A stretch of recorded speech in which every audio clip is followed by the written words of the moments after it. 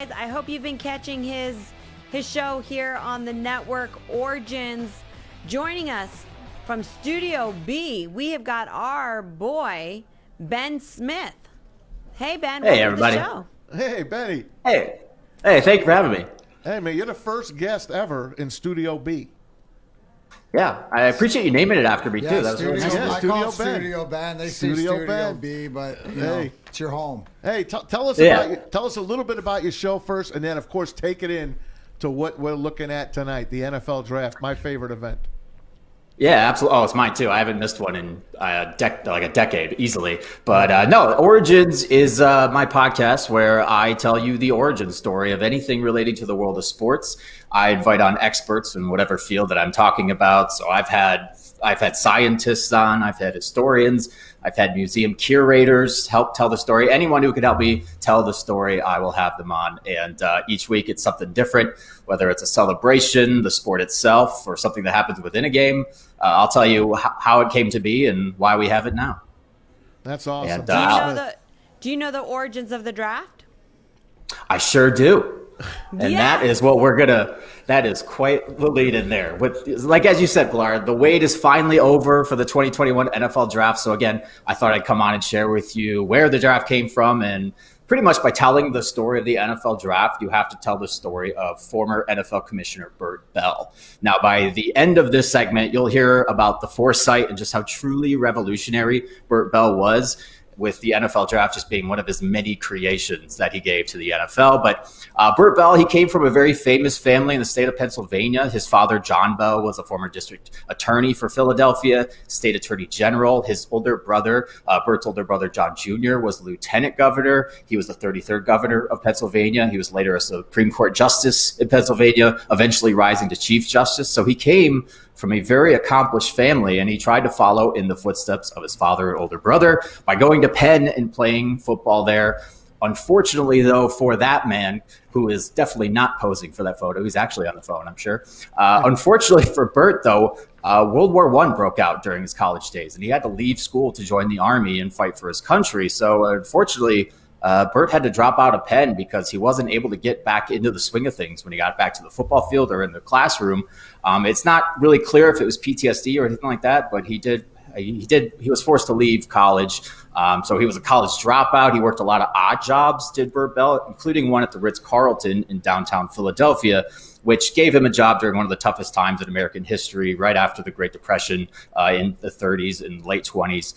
But it was at the Ritz where he'd start to muck it up with NFL guys. Eventually, by 1933, Bert Bell raised enough funds and was encouraged by his family to purchase one of 3 new NFL teams that entered the NFL that year. They bought the Philadelphia Eagles. So Bert Bell introduced the Eagles into the NFL. And in 1933 through 1935, they sucked. They were bad. They were not good at all. 3-5-1 in his first year as the owner. They still suck. True. Yeah, true that. How can you say they suck when they won a Super Bowl in the last? Go ahead, Ben. With their backup quarterback. Don't let us interrupt you. My bad. Yeah, My no, bad. so go on, because this is actually a really great story. Thanks. I love Take the me up story to of when how the Giants win the Super Bowl. No, go ahead. No, I Yeah, love how it we'll all just skip way happened.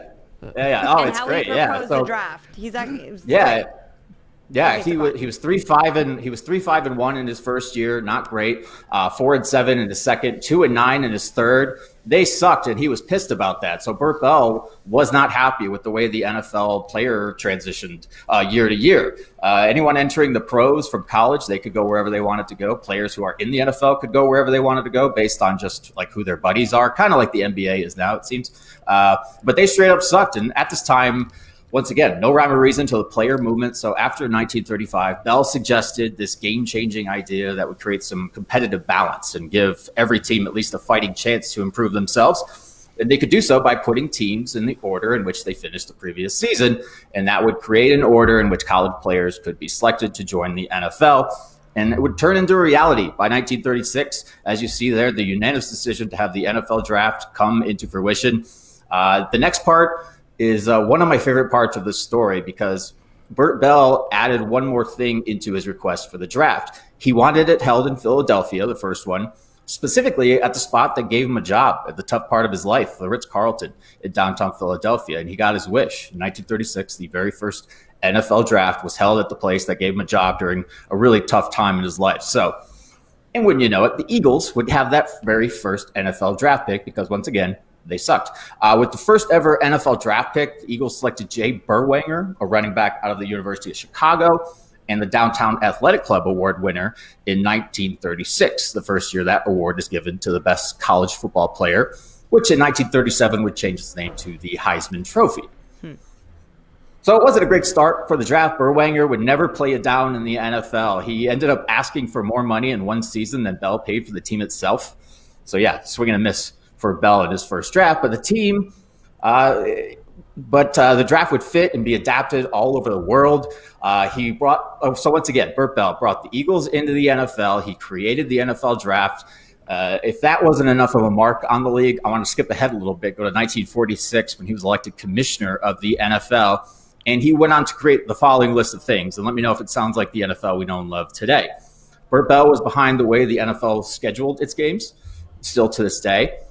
He merged with pro football competitors at the time to help bring in 3 new teams, the Browns, the Baltimore Colts, and the 49ers. As commissioner, Bell helped the players form their union. The NFL Players Association was helped out by the NFL commissioner at the time, which is very strange to think about in these days. He also created the first pension plan for NFL players. He created the waiver wire. For all you gambling fans, go ahead and thank Bert Bell as well for the injury report. That was him. The 2-minute warning, overtime. Crazy.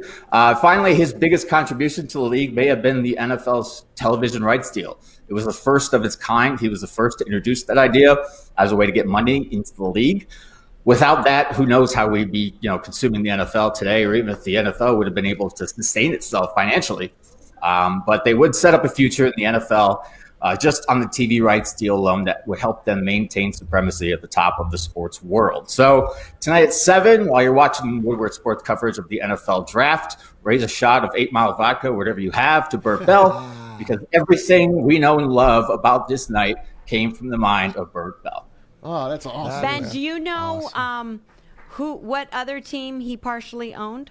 Later he went on to the Pittsburgh Steelers. Yep. Yeah, so that's an interesting point too. So the way that I traced back his ability to really get with the players, it's why it's so strange. He helped form the players union and their pension plans. I believe he learned a lot of that from the Rooneys while he was a partial owner. He owned about 40% of the Steelers at a period of time in the 40s. Yeah. After he sold the Eagles, he went off and portion. Yeah. So he's very much involved in I feel like what the NFL is today, Ben. I'm so happy you shared that story with us because a lot of people don't know that. A lot of people don't even know how many NFL drafts we've had.